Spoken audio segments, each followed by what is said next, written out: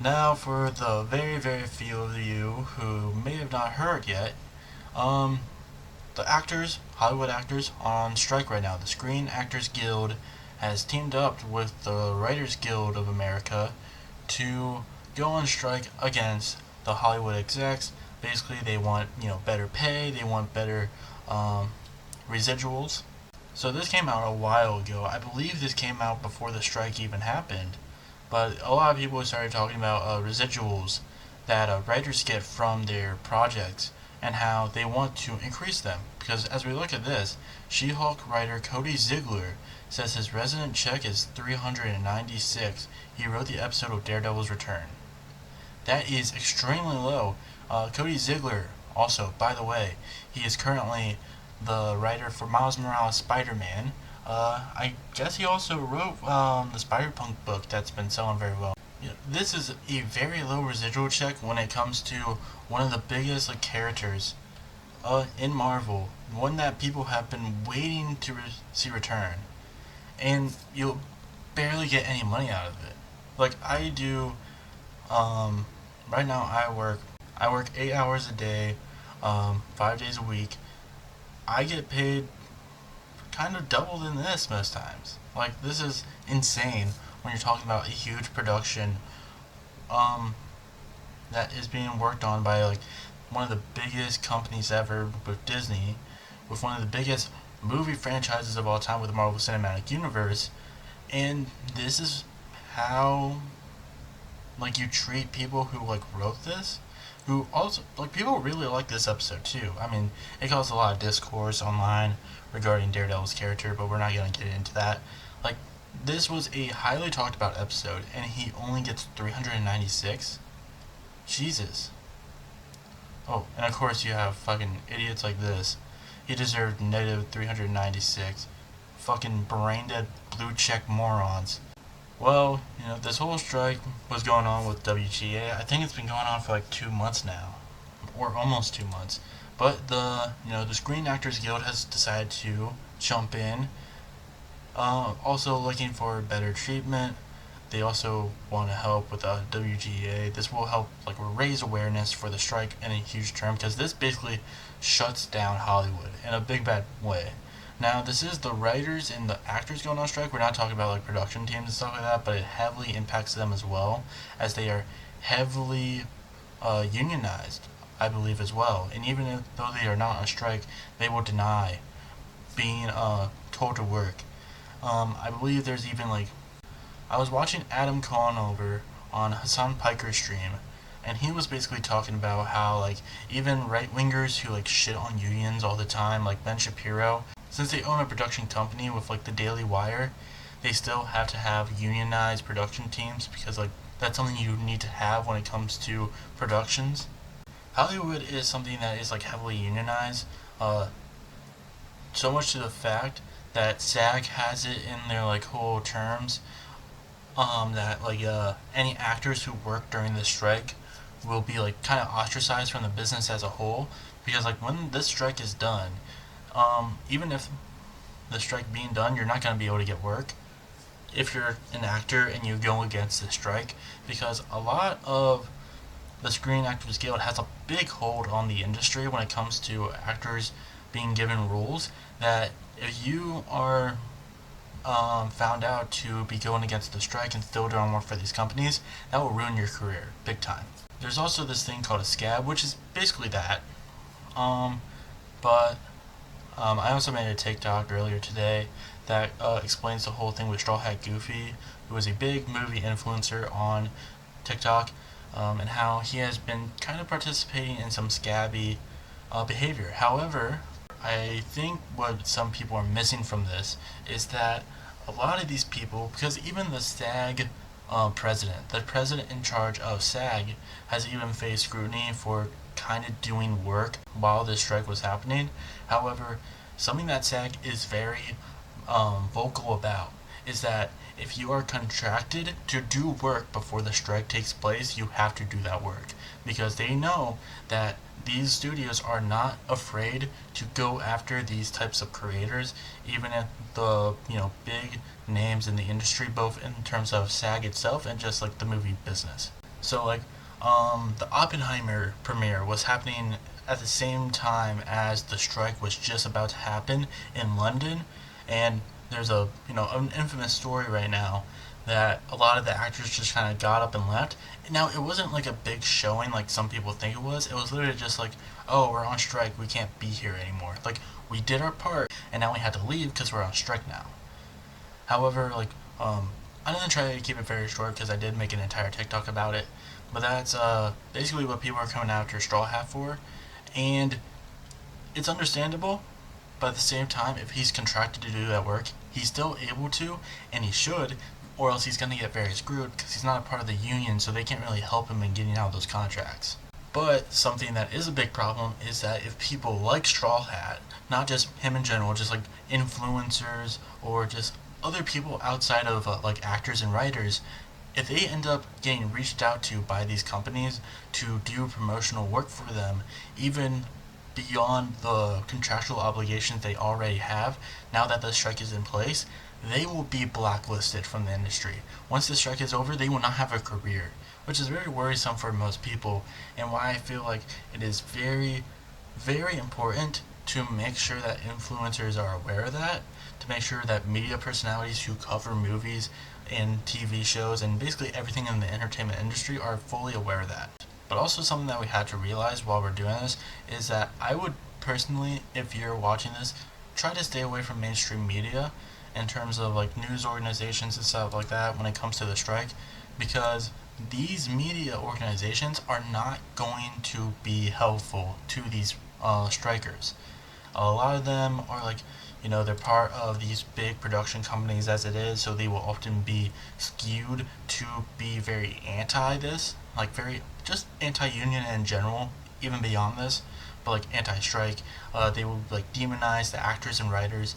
It's why like I feel you haven't really seen a lot of mainstream coverage. Like this is probably the most this mainstream coverage will ever get, in terms of it, because it's like big name actors going against it. But we already have been seeing that in terms of big time actors having their words skewed. Now, this was a recent interview by Matt Damon. I'm not sure which one it was. There was one that was like taken out of context, and there was the one that he was like showing his support. So we'll see which one this is. Ben and I just started this little independent studio, and we're 3.5 movies in. We're shut down on one of them right now. We're just waiting for everything to resolve. So, and it's brutal for our sister unions. It's brutal for IATSE. You know what I mean? It's like, and it's going to be tough for the actor, for 160,000 actors. So nobody wants a work stoppage, but if our leadership is saying that the deal isn't fair, then we gotta hold strong till we get a deal that's fair for working actors. It's the difference between having health care and not for a lot of actors, and we got to do what's right by them. Good for you. Ben and I. So this is kind of the one where it's mostly like, oh, we have to hold strong and shit like that. Now a lot of people kind of took that interview. Now Deadline did put out a post in which they kind of took their interview with Matt Damon, or at least that video of Matt Damon, and they kind of skewed it down to the part of Matt being a little upset that his production company is shut down because of the strike, because he can't make anything. That's one of the rules when it comes to the SAG strike, is that you can't perform in any media, like you can't like film anything, everything's shut down. You can't promote movies, shit like that. But he runs a production company, and obviously he's going to be a little upset that his company is now shut down because he can't make profit off of that. But at the same time, he is aware that they have to do this to better situations for actors and writers in general. He did say actors specifically because they were going on strike, and before anyone says anything of like, oh well, the writers were already on strike, why did the actors act in solidarity and like stop working in general? Because they can't unless SAG says they can strike. Unless SAG says we are going on strike, they can't strike, or else that is against their rules, and it could deeply affect any actors who decide to do so. And more than likely, SAG was just kind of hoping that this whole strike with WGA was going to, kind of roll over, and the studios would give in and would allow writers to have the rights that they want, allow them to get more money, better working conditions, shit like that. The stuff that every human being should need. However, they didn't, so SAG joined them. They are now on strike, and as we see, Matt Damon has obviously shown his support, but mainstream news like Deadline will often take interviews like that and take the little context out of that where the actor seems to be anti-union or anti-SAG and will run with it because it fits their narrative of sucking up to these big corporations. It has been 40 years ago since both writers and actors have been on strike together, and this is going to be big. This is really going to affect the industry. The last time we got a writer strike, it was in 2007, I believe, and it affected a lot of movies. That's when a lot of bad movies came out, like Revenge of the Fallen, X-Men Origins Wolverine. There was like a James Bond movie that was really not good that came out around that time, and it just kind of, it stunk up the entertainment industry. But this is what happens when you have executives who are just so dead inside, who are just so obviously bad that they are just, I don't even know. They are just so obviously bad. And we have seen that so many times recently from discussing film. The studios and streamers reportedly had no intentions of negotiating with the Writers Guild for several more months. The endgame is to allow things to drag on until union workers start losing their apartments and losing their houses, a studio executive told Deadline. Yeah, this is how blatantly, obviously bad they are. This is how blatantly obvious these motherfuckers are when it comes to this shit. And this was before, the Screen Actors Guild, went on strike as well. I can imagine that shit like this helped pay into it. We even have Ron Perlman, legendary actor, played Hellboy. I love him. He's so good. But let's, goddamn, here we go. Thing before I get off this. The motherfucker who said we're gonna keep this thing going until people start losing their houses and their apartments. Listen to me, motherfucker. There's a lot of ways to lose your house. Some of it is financial, some of it is karma, and some of it is just figuring out who the fuck said that. And we know who said that. And where he fucking lives. That is, a very, very, famous actor basically saying that he is in full support of a big executive having their house burnt down. You know what? Fucking based, man. Like, this shit is just, it's so obviously bad how these executives are treating this whole writers and actor strike. Like, we saw it plain and simple. They plan on allowing these people to go homeless, lose everything, because they don't want to pay them the right amount of money that they deserve from these projects that they worked on. Like, if you know anything about the film industry, the worst thing that could happen is an executive putting their greasy little hands all over the project. I mean, we just saw Ron Perlman in there. Fucking Hellboy almost got ruined. I love Hellboy. It's a great movie. Ron Perlman is in it. He's great as Hellboy. Hellboy could have got ruined because the studio executive went to Guillermo del Toro and wanted them to turn Hellboy, instead of just this demon from hell who comes to Earth, into a Hulk-like creature where he's just a guy who becomes Hellboy when he's angry. Imagine how different that movie would have been with that. Like, these executives, they think they're creative, but they're really not. They're not. They ruin shit all the fucking time.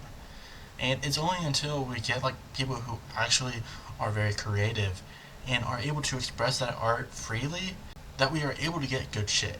I just think executives just really hurt everything. I think we're seeing that with the MCU recently as well, where it feels like everything is more just the executives up top being like, we just need a new project every other month, to the point where they are oversaturating the market so much that they can't even keep up with their own product.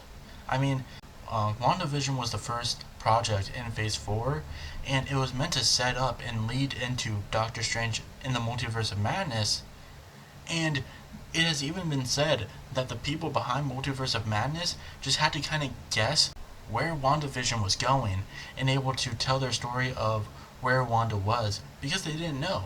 they just did not know where it was leading up to. They didn't know that she got over it, that she let her kids go. No, they were just like, oh no, we just gotta make something up for this. And it created a very incoherent universe. And it's one that I feel like over time more and more people are gonna jump off of. I don't know, it's causing a decline in this. And it's not just superhero movies too. There's just not that many great movies coming out. A lot of these studios, even if they're not trying to make superhero films, are trying to make blockbusters every month. And it's just oversaturating the market to the point where people aren't excited for these movies anymore. But you know what might be able to revitalize this whole industry, allow people to get excited about movies again, and want to go out to see them? Giving the creators behind this their time to actually develop it, to make it good, to revitalize interest and faith that the public probably has been losing for quite a while. Every movie just kind of looks the same, but if you're willing to put in the time and allow these creators to be given the right pay and the right time to develop the story, I feel like your audience is going to see that. They're going to be more interested in the product that you are trying to sell them.